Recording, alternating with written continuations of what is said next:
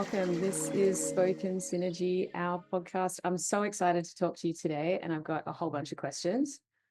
Welcome. I just saw that you are now Canada's top tarot reader.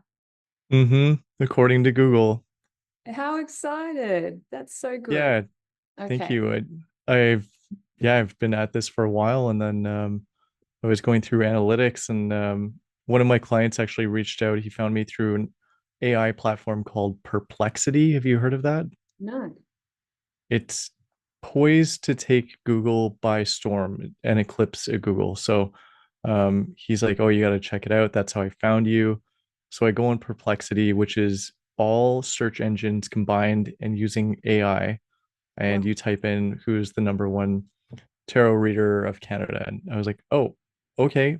That's he wasn't kidding. So That's amazing. yeah, thank you. Okay. What a title. Well, I know you've been working hard to serve many people with your readings and everything else. But welcome to the space. My first question, I would really just love to know about how you got there. What's the story of Chris Bennett getting to this place of being number one tarot reader in Canada? Wild, right? So when I was a kid, I was always fascinated by psychic arts, and I knew my grandmother was psychic, but she died at 38, so I never really got to ask her anything.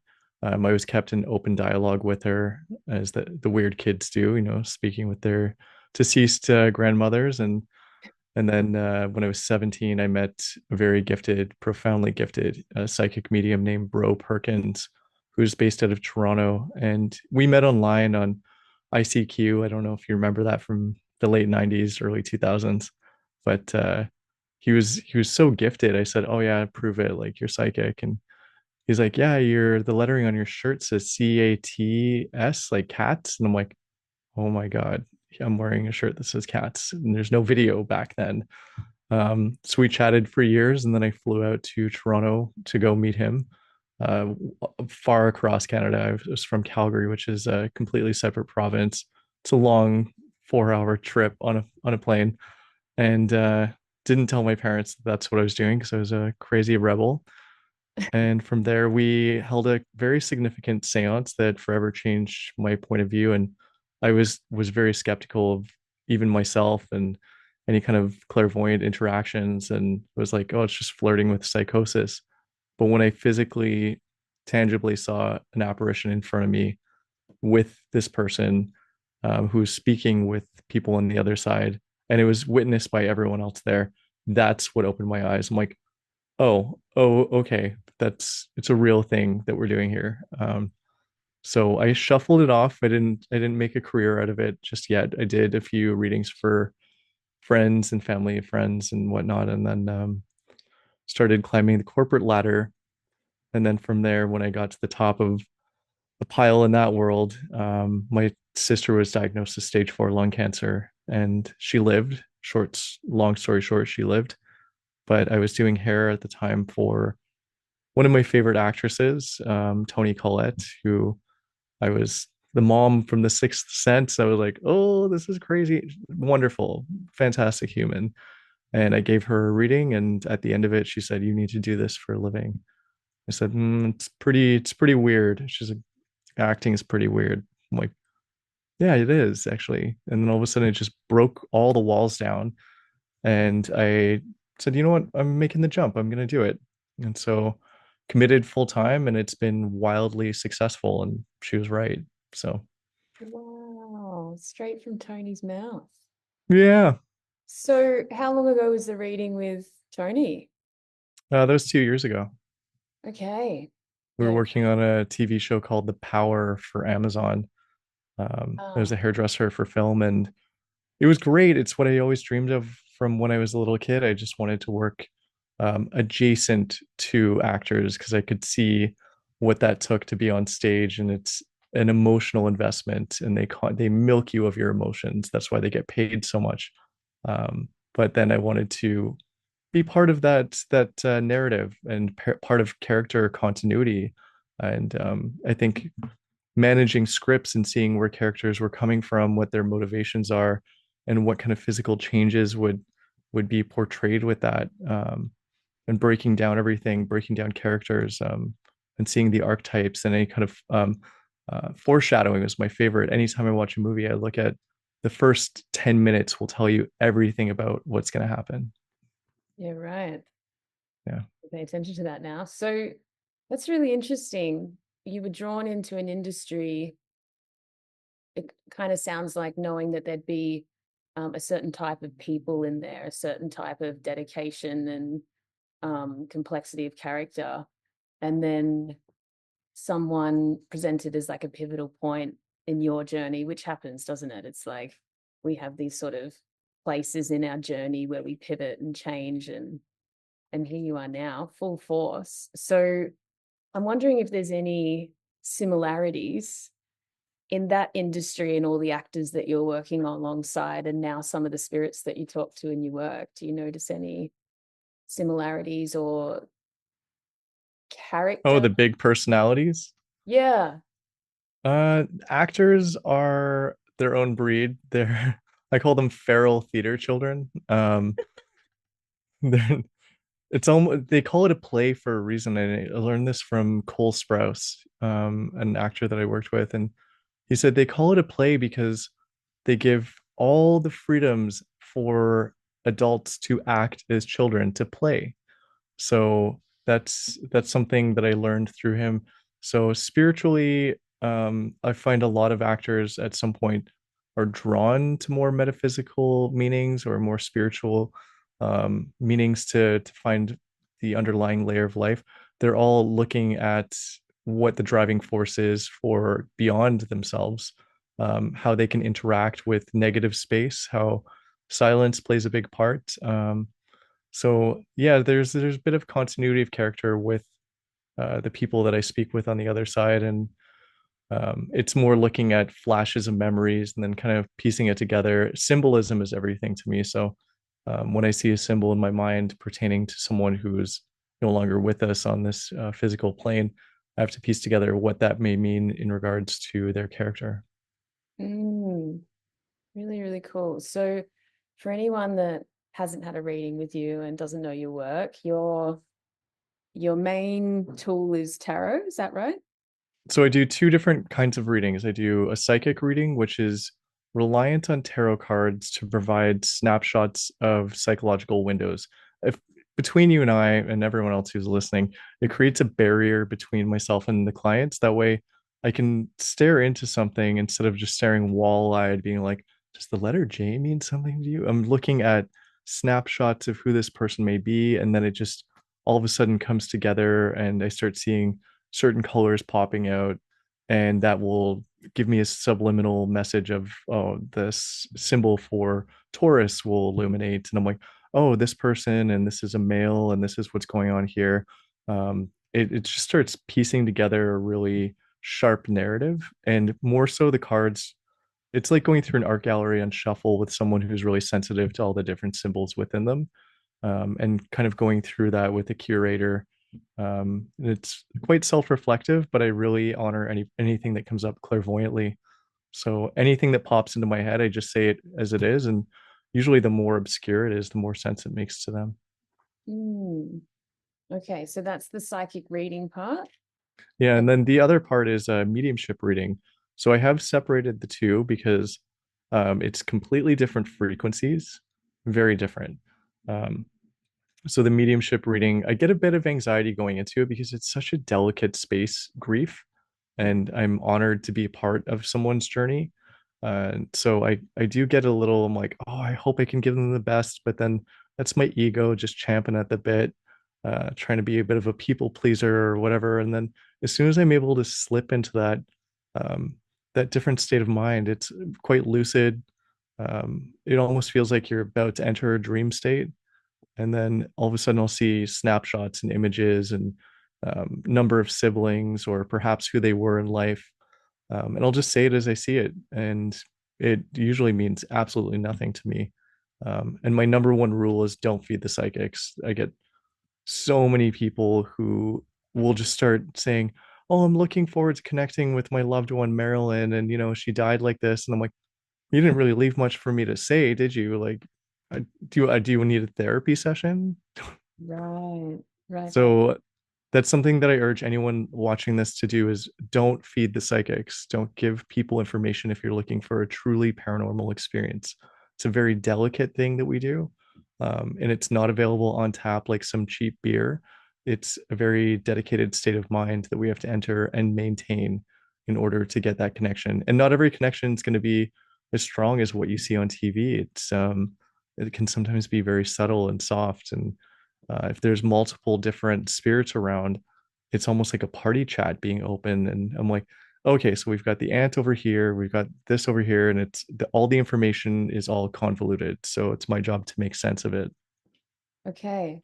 Yeah, that's really interesting. So for someone going into a psychic reading, maybe if they haven't been in one before, they're just there to receive. Is that right? They don't need to feed information, give you a backstory. Don't don't give wait till the end of the session, especially your first session with someone. I go full mythbusters. Like you want to make sure that they genuinely have a paranormal ability. After doing so many psychic fairs and exchanging readings with some of my colleagues from these fairs, I'm like, wow, why are you asking so many questions? Like, what shouldn't you just spout off what you see and be a conduit of information, and then at the end say, okay, well, what did that mean for you? But I noticed that a majority will just do the opposite. And I try to encourage clients, anyone seeing anyone intuitive or psychic, guard yourself, go at it as a skeptic. You don't have to be full cold and lack of emotion. We're still human, but just don't give any information. That's it. Wait till the end. Just a yes or no. Say, yes, that's correct. No, that's not correct. Because our goal is to remove our ego and be an open conduit psychologically for information that means nothing to us. Yeah. Yeah, absolutely. Just check something. Make sure that that's recording on the Zoom. Yep. You said that it was. I just need to make sure. Yep. Right. Yeah. Sorry. No, that's all good. Could you imagine? We have to start again. I think that's really beneficial. I I guess there's a distinction between a psychic reading and maybe a spiritual counseling session. And every psychic, every practitioner can really call themselves what they like, but getting that raw information and then I guess it takes a lot of effort and work for you. But then as someone receiving it, you sort of want to put the information together in your own mind. Mm-hmm. Doesn't that benefit both? So instead of me showing up saying, like, I want to talk to my aunt who crossed over 2 years ago and I'm just really upset and I want to hear her voice, that's just me wanting you to accept what I want and give it to me. But Mm-hmm. if we just Yeah, go into a purely open space, it's really like, well, does that aunt even want to come forward? And is there something exactly. that Yeah. we can be exploring here? Like, um, your grief in a different way. So I really like that distinction. And it sounds like you've got there through legitimate personal experience, which is great. And it might give people out there a greater understanding of what these readings are for, um, rather than it just being a therapy session was a completely different modality. What's the experience like for you as the psychic? So you talked a little bit about how it comes through. Do you get energy? Do you get drained? Is it chaotic? Is it like many people yelling at you at once?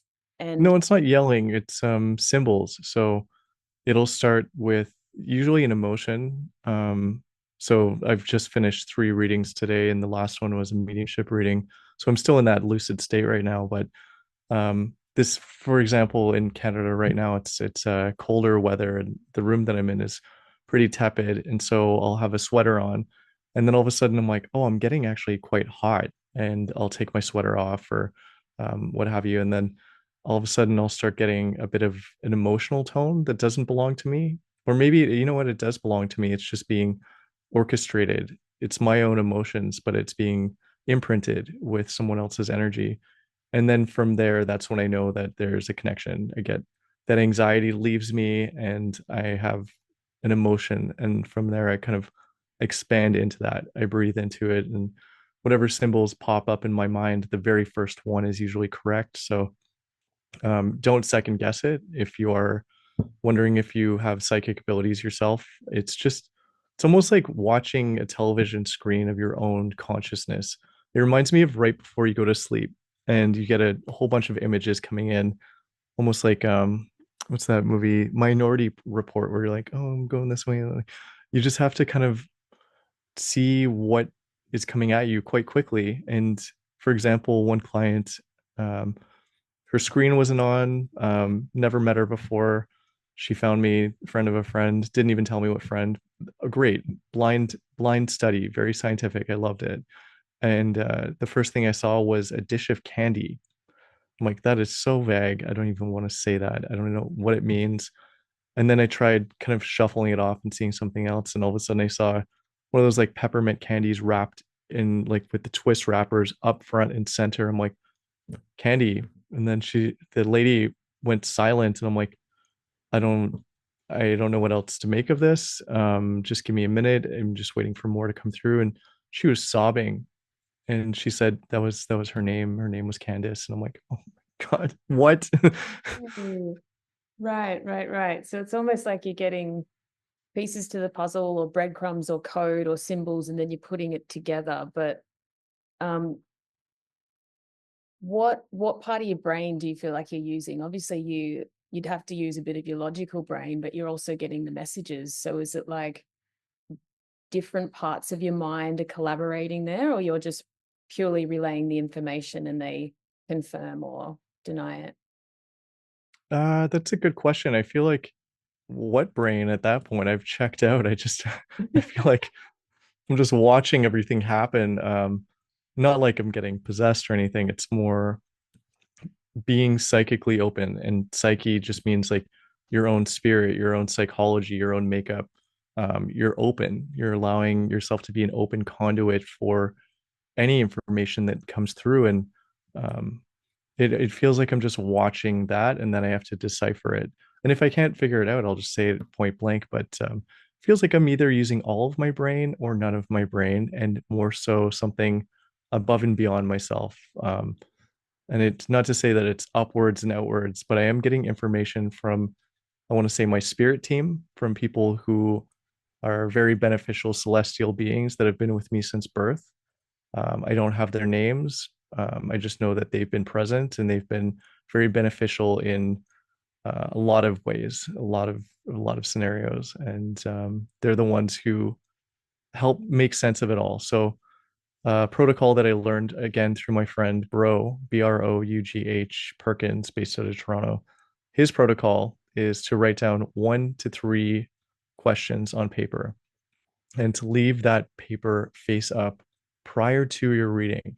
And it gives his spirit team, our spirit team, to time to answer those questions with maximum efficiency. So that's a protocol that I also invested in because I'm like, that's different. That's something that can really um, allow proof of concept, allow proof of paranormal ability, essentially. So, and then it gives my spirit team enough time to give me exact symbols that would help me answer those questions without knowing what they are. Yeah, I love that. That's super clear around like a method so you can really sit in that open place when you're in a reading. So Mhm. do you believe that everyone has psychic abilities? No, no, No. I don't. And I see so many ShamWows out there just hustling, selling you some sort of system, being like, we are all psychic. You can learn this. And I'm like, no, they can't. I don't believe that. I feel like we all have an ability to be sensitive, but not all of us are. I think all of us have the ability to cut each other's hair, but not all of us should, you know? Not that you're in the market for a haircut. It's more that I learned this really quickly when I went to get a coffee somewhere before a psychic fair, and I was already in that sensitive kind of state, and I'm excited for the fair, and I know it's going to be a very busy day ahead. I'm in line to get coffee, and I asked the guy at the other side of the counter, there's like a beeping sound going off. I'm like, oh, do you hear that in your sleep? And he's like, all right, did you hear that in your dreams? He's like, what dreams? And he wasn't even being facetious. He was like, I don't I don't remember my dreams. I'm like, oh. Oh, right. I guess that's different. So when I was a kid, I always thought everyone had the same kind of outlets, art, expression, creativity. Right. Not everyone does. Not Mm. everyone has that cerebral function of seeing symbols or imagining an apple right now if I asked you to. Not everyone can picture it. The texture, the crunch, the feeling, the aroma that comes with it. Um, so I think if you can visualize things, you can hold an image in your mind, you have a very strong potential. If you dream in color, which not everyone does, that's a very strong potential. And if you are looking at increasing those gifts and you have that starter point, start a dream journal, be consistent with it every single day that you go to bed. Say, I'm going to wake up and remember my dreams. And Mm. whoever's sleeping next to you will think you're absolutely crazy for saying that out loud. But then write them down, and it shortens the leash between your um, cognizant brain and your subconscious. Really shortens the leash between it, and then you can have a stronger sense of working relationship with your subconscious. Yeah, I love that. That's really, really instructive. So what about what about the spirits that you talk to that have crossed over? Are they ready and willing to visit and say things? Are some of them not so willing? Are they grumpy? Are they moody? Are they emotional? All of it, yeah. It feels like I'm at Grand Central Station waiting for somebody's aunt to show up that I've never met before, and then hoping that she's a nice person. So um, all of it. I don't entertain the frequencies of non non-communicative. If somebody's holding onto a grudge or quite I want to say low vibrational, I'm not available to that in life or death. I have very, very strong boundaries and I communicate them in every way possible. So I'm only available to people who want to communicate, have a very beneficial message to pass on. And sometimes they can come with very spicy memories. I've seen other people's very specific trauma that has crippled them from when they were a child that I can't unsee. I once read for a murderer, and he was great. He didn't tell me anything. Looked like some average guy who would have worked at Costco or IKEA or wherever. And he halfway through a tarot reading, which is not supposed to have any kind of inkling of other people coming in, I kept seeing an elder lady and I saw an initial, and then I saw blood splattered and I saw a knife and it was all sharp. And I was like, I got to the near end of the reading. I said, do you know something about this? I can't ignore it. It's popped up a few times. And he broke down.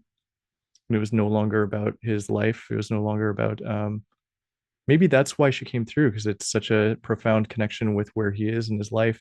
But it was no longer about, his career and what he's navigating through. All of a sudden he crumbled and was like, I had a psychotic snap at one point, and I was involved in that person's exit of life. He the way he put it too, you could tell he's gone through an evolution, but he wondered what he's supposed to do with that going forward. And I said, she don't let her die in vain. You can't let that lady's that life go. You have to, every single day, every moment that you have has to be selfless. It's got to be for other people, and you've got to volunteer.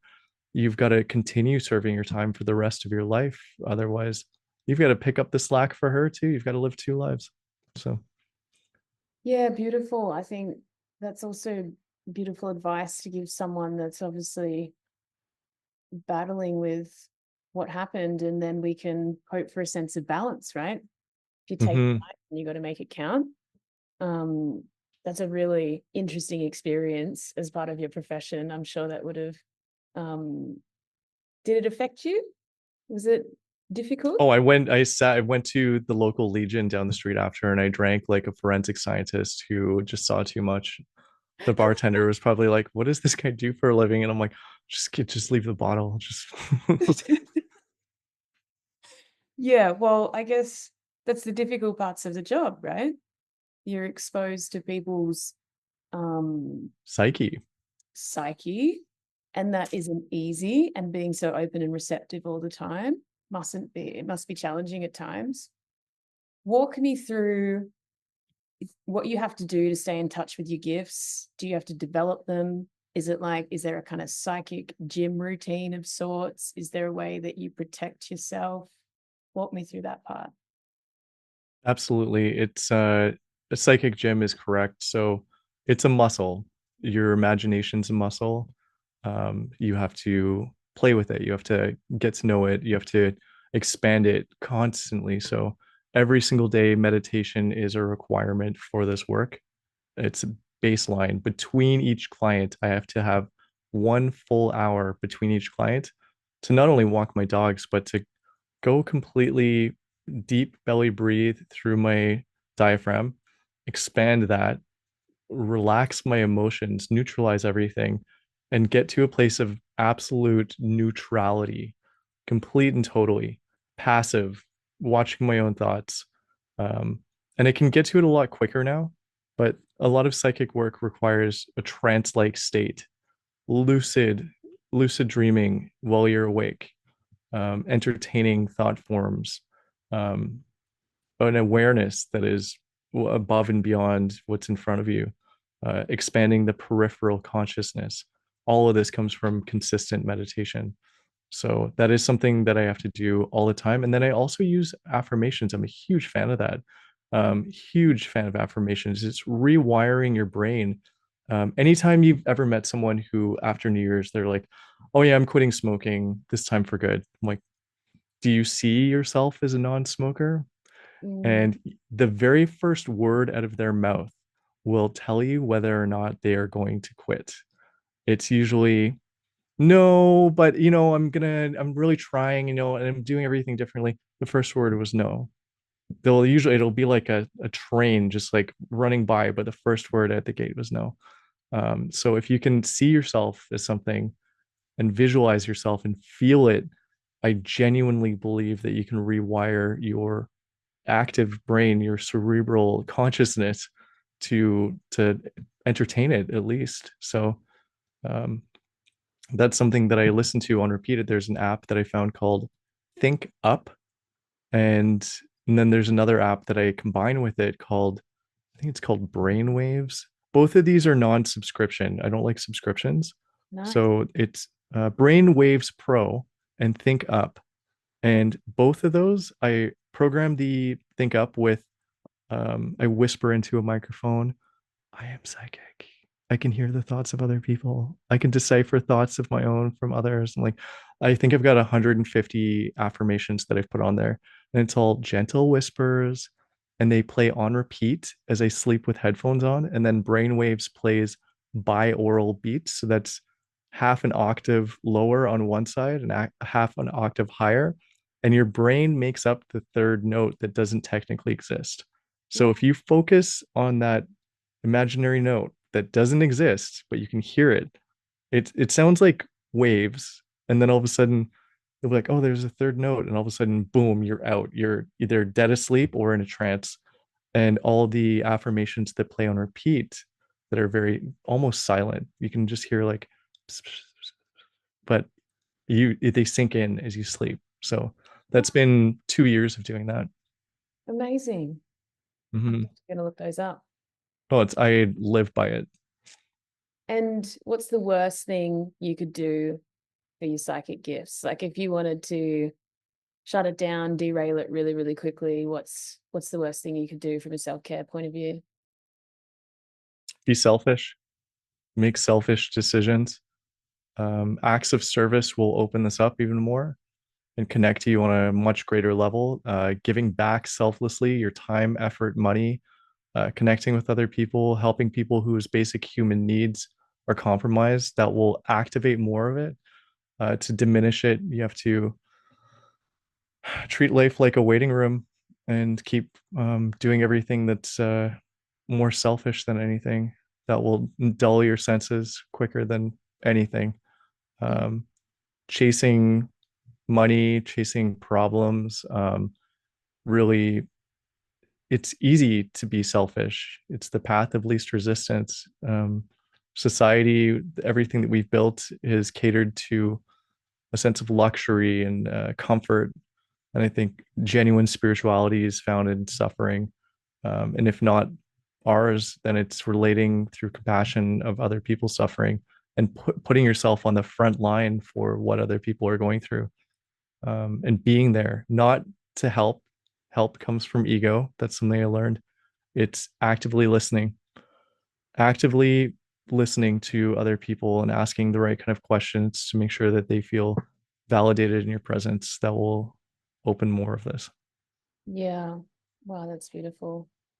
I think there's so many slogans in there you could turn into t-shirts and wear to your psychic fairs. There was a lot of gold in there. I think you said genuine spirituality is about suffering. It is. It's unfortunate. Um, and it's a lot easier to insulate ourselves from suffering. It's so much easier and like accumulating wealth, chasing all that. But seeing people at the end of their lives, well, that matters. It's accomplishments and regrets. That's all we get a list of, and what you learned about love or yourself or your family, what lessons you learned. I always remind people in film, they work 16 hours a day, approximately, sometimes more. And then last minute, they'll say, "Oh, you're working Saturday this weekend." You're like, "Oh, great. Do you have an option? Do you want your job next Monday? We can get someone else. It's okay."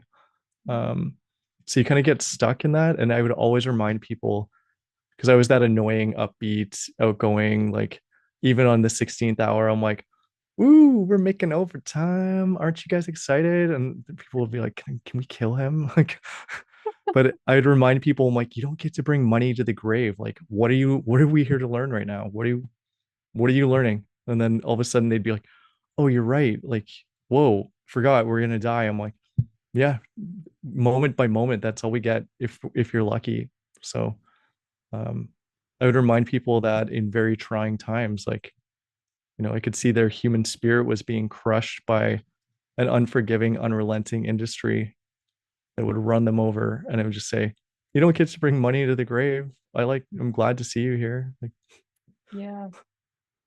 Yeah, it must be such a refreshing perspective in an industry like that. So I'm sure you did some good work there. And oh yeah. what are the you're going to the psychic fairs, you're working with people full-time psychic reader. What are the problems and the things that people are coming to you for? Do you see any patterns? Do you see anything that we're all dealing with at the moment? Oh, you've got such good questions. Yeah, that's seeing what people are going through. That's my barometer. Um, and psychic fairs, there's no beating around that. Like, if somebody were to book an appointment, at the back of their mind they're like, "Oh, you could figure me out through like Facebook." First of all, I don't even have Facebook. um Psychic fairs, somebody shows up, they sit in front of you. You don't know anything about them. It's the ultimate blind science test, right? Yeah. And a lot of people's issues are, it's through communication. We're all being pulled thin. Everyone seems to be diagnosed with ADHD at this point, because it's a lot easier to doom scroll, to self sabotage through those things that we talked about, of just being self soothing aspects, treating life like a waiting room, games on our phone, getting sucked into that little display and getting dopamine hits for our squirrely little brains. And it takes away from being present, it takes away from partnership. Partnership is ongoing. It's always asking how somebody is doing, how they navigated something, what did they learn. It goes beyond how your day was. I think that's something that most of us will just ask while we're doom scrolling, is like, "How was your day, babe?" And then you don't really actually listen to them. Really validating somebody's emotions seems to be lacking in today's day and age. And then a false sense of connection online, or a genuine sense of connection that's taking you away from the people that actually love you or the places that love you. Loneliness, I think we're in a really serious loneliness epidemic.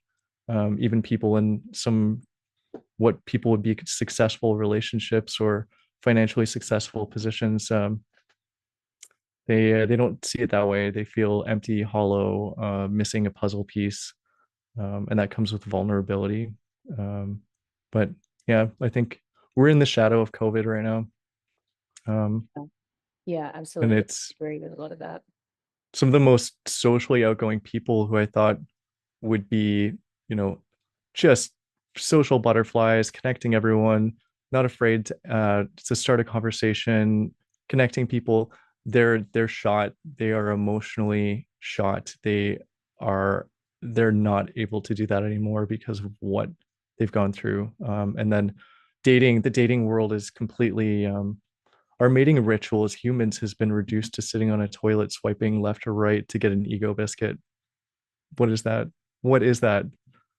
That's it's more than it should be more than attraction, and collecting people to say, hey, look at all these people that think I'm attractive. Like, Yeah.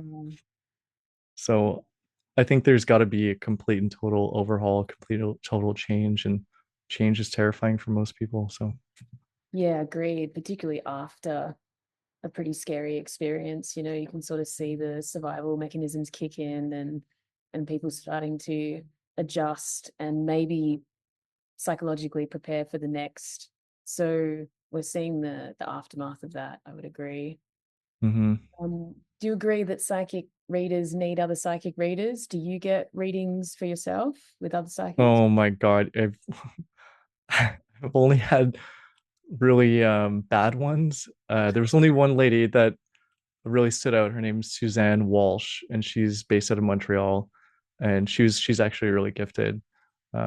I loved every word that she said, and I don't even think she knows how psychic she is, to be honest. Like, yeah, she's a professional, outstanding website, just really gifted. But at the end of it, I was like, wow, like that's you're really fearless in pulling that information out of nowhere and just trusting to say it. Like that's just really just a fearless, very, very gifted individual. And then my friend Bro, who's booked up for like 3 months in advance, and he's like as close to a Ghostbuster as anyone will ever meet. He's profoundly gifted, and he's been doing it professionally for over 20, 25 years or so. But the psychic readings that I've had, I don't know if you know what light language is. I definitely know what light language is. Yeah, I'm probably gonna offend people for saying this, but I think it's whack. So there's like one lady who was like going like this, and she was belching and speaking light language. I'm like, can you just say words? Like it sounds like I'm at a really bad karate class with an autistic cat at this point. Anything, you could say anything. You could say the color blue, does that mean something to you? And it'd be like, oh my God, wow, you were great. No, it was bizarre, just nonsensical. And again, I feel like a lot of psychicism is kind of like flirting with psychosis, but that was just full tilt. Like she's in a relationship with it. Mm. Yeah, well, I guess other people have such experiences, and the industry's like so broad. You know, these terms, psychic reader or readings, even could really mean anything. So I understand why a lot of people are skeptical. And you're saying it's quite healthy to go into a reading skeptical, which I like. Mhm. Find something that resonates with you, a style, a frequency, a way of operating. I'm also wondering about, for you personally, what's the, obviously there's psychic reading, but then there's the business aspect of what you're doing. So how do you balance those? How do you juggle it? And do they work really well together? Or do you find that one is more difficult than the other? No, I've been able to semi-automate the business part because I really love what I do, and I put that up front and center, and it's got to be sensitive. So um yes, I've got the personality of a Tupperware sales lady, ex real estate agent, on camera, and that comes from a place of fear, to be honest. Like I'm not anytime you see me speaking or on camera, when there's not someone else to converse with on a reel or in any video format, I'm facing my fears. I'm actually terrified to do that. And so it's been a challenge from a lot of actors that I've worked with and people that I've listened to saying, you need to go on camera. I'm like, all right, I'll do it. And so every time I do it, I'm like, this is going to be so cringy in like a week, and I just stopped caring. And so that's the business part, is the marketing. If I ever seem overzealous with marketing, it's really battling through fears and trying to create something that really conveys my own emotions, really, and trying to show more vulnerability with that. So the business component, it's pretty semi-automated. When you book in, an automatic link appears for both of us. My calendar on my phone shows me that there's appointments, and then I run it like I give myself a paycheck every 2 weeks after taxes. It's difficult not knowing exactly how much that's going to be, but that comes with running a business. And I will never act from scarcity, because that takes away from a psychic gift, and then that puts me in the realm of, oh, I need to get this, I need to do that, and more money, more of this. No, no, no, no. I live well within my means. I live very humbly. um, I saw what money has done to people and what chasing a high degree of ambition looks like. So um, facing my fears, being more vulnerable, and then semi-automating things to make the business component easy, so I can just be psychic, so I can give the best readings. Yeah, nice. What gets you through the resistance of the marketing part? Is there anything that you say to yourself or remind yourself of? No, I'll just do like 25 takes until and it's usually the last one that I'm like, I think I just give up, and I'm like, that's the one. That'll do. So that's I don't even want to rewatch it. I'm just putting it out there because I, I think it's when you really I overthink things when it comes to marketing, because I think at the back of your brain you're like, well, somebody could take a snippet of this and this could go viral for the wrong reasons.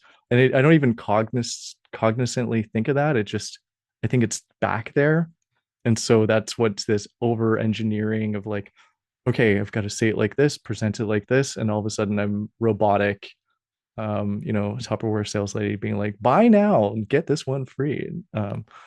Then by the end of it, I've relaxed. I'm in a more vulnerable state and more fluidity. But I really I like having the right kind of words, the right kind of meaning, no filler words. I want somebody to get the most out of it within the least amount of time. Yeah. Yeah, I agree with that. I think a lot of us reach resistance when it comes to exposing our authentic nature online, because we are exposing ourselves to all sorts of energy. Um, yeah, my clients go through that a lot, and it's really like, yeah, there's risks, but if the outcome is that you get to work with more people and serve their needs, then that's what we have to do sometimes. Honestly, if you ever put yourself on camera, you will get a troll eventually. And it's almost like a reward that you've unlocked. Yes, it is. You're like, oh wow, cool, I've made it. You see me. But most of them, most if not all, don't show their face on camera.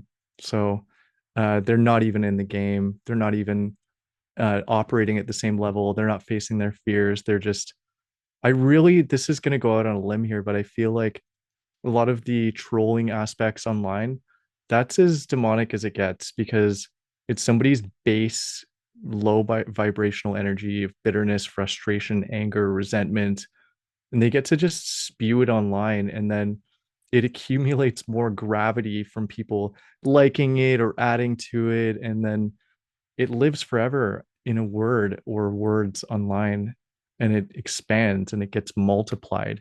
And to me, that's as evil as it gets. So I'm here to just turn it up. Anytime I've been faced with resistance all through my life, I got made fun of for the way I walk, and I'm like, yeah, I've got a gay walk. You're gonna probably hunch over when you're an old man. I'm gonna be a flamingo. Like, so if I'm ever met with the resistance, I just turn up this like Shakira like energy, and I'm like, I'm gonna have a dance party. You're still invited. I'm here for you. I'm just way over here for you. Yeah, I like it. I like it. I think that's going to inspire some people for sure. All I right. hope so. Question. If someone wants to come to you for a psychic reading, and maybe they want to keep on working from that information. Is there a certain amount of readings that is beneficial? Can you have too many readings? Is there a sweet spot? Do you like working with people consecutively? Okay, so I used to think that when I first started this, I'm like, don't rely on psychics. Like book it like once every, wait until some time has passed.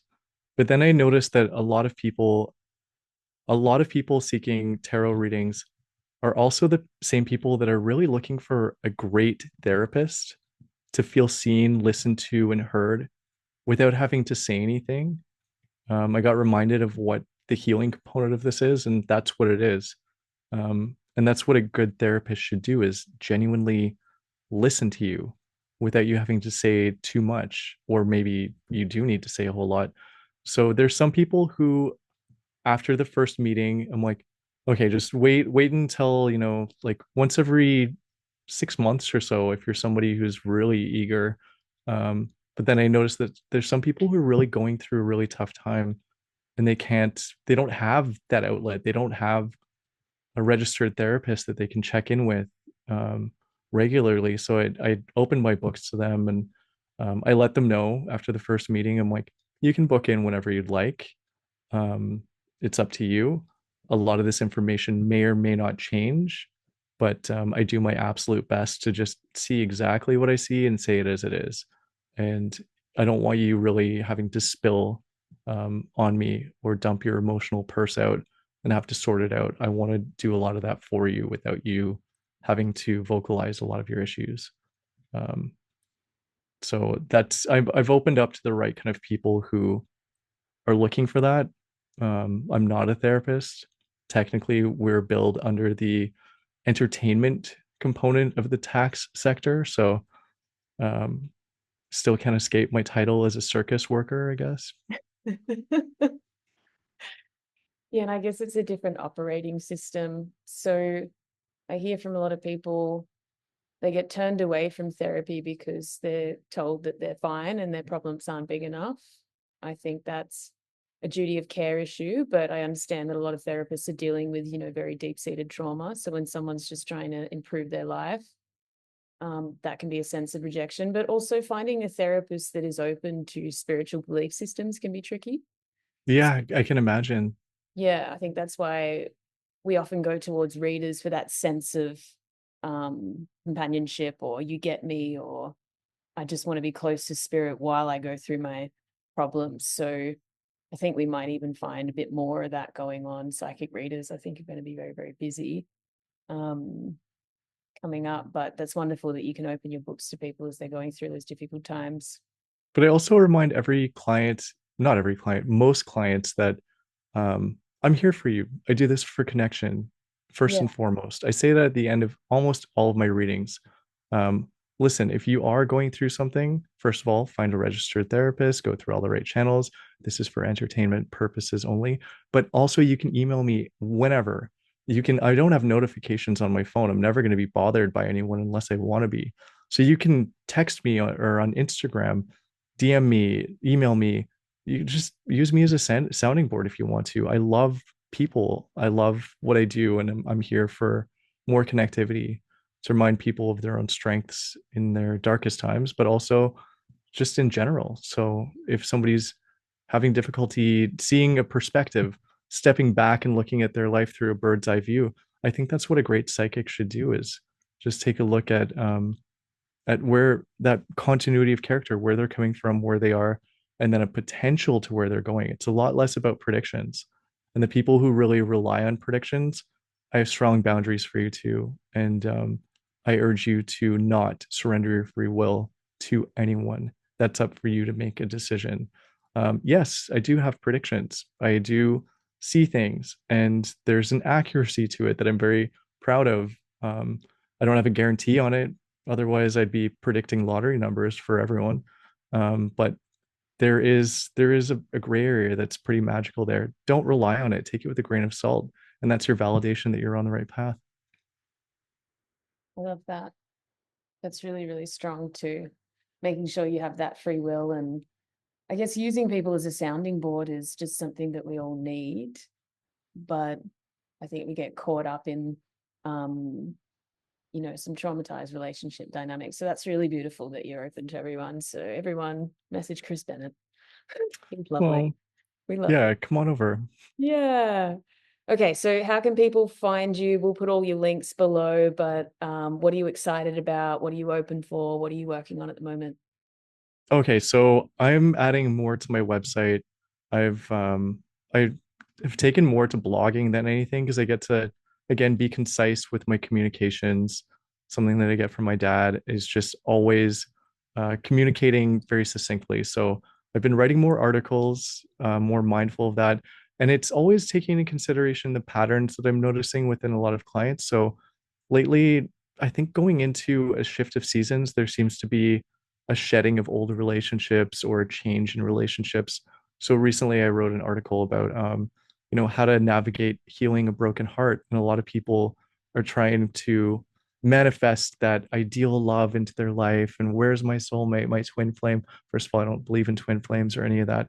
But I did start to think of what's a good exercise to turn up selflessness, to send love to someone, and then the byproduct of it, which is not something that I really want to advertise, is you actually polish up your lens and then you turn up your own radiance and you radiate love, and the right kind of people will attract you. So you can find me on my website, www.thetarotmedium.com.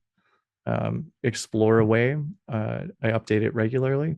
And then on Instagram, the Tarot Medium, TAROTMEDIUM, and on YouTube as well. I don't really add a lot to YouTube. I should, but I feel like I'm at max capacity of just going on camera, showing up, getting sweaty palms on my 25th take, putting myself out there, and doing it all over again every single day. So every day I add content every single day. And I've actually been really inspired by you, Heather, which is why I'm here, because seeing you speak on camera, I'm like, oh yeah, she's doing what I want to do. I need more people like that in my life. Well, and I need you to for so many reasons. So thank you for sharing all that. Thank you for being on my podcast. Thank you for speaking so openly and vulnerably. And thank you for the work that you do. I really appreciate it. Thanks, Heather. I Thank appreciate you. Awesome.